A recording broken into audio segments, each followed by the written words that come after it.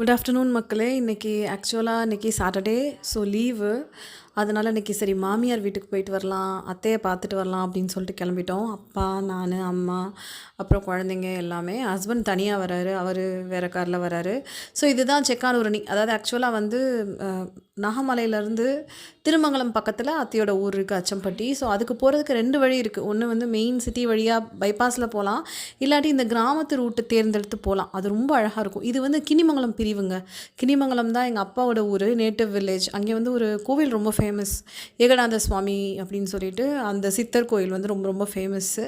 So இந்த பாதையை நாங்கள் ஏன் தேர்ந்தெடுத்தோன்னா, இது ஒரு மாதிரி ரொம்ப பீஸ்ஃபுல்லாக இருக்கும்.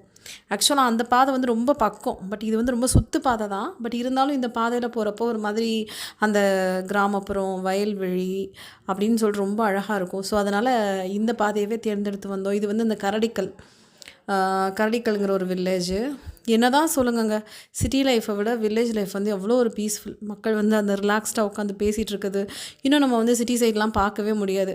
அப்புறம் இந்த பேக்கரி, இப்போது எங்கள் மாமியார் எப்போ எங்கள் வீட்டுக்கு வந்தாலும், இல்லை எல்லா பசங்க வீட்டுக்கு வந்தாலும் இந்த மதுரா பேக்கரியிலேருந்து வாங்குவாங்க.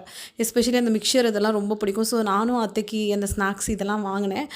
அங்கே வந்து வாங்கினது நிறைய வாங்கினேங்க. ஆனால் 500 தான் வந்தது. இதே நம்ம ஊர் மதுரையில் வாங்கினோன்னா உண்மையிலேயே ரொம்ப டபுள் த மடங்கு காஸ்ட்லியாக இருக்கும்.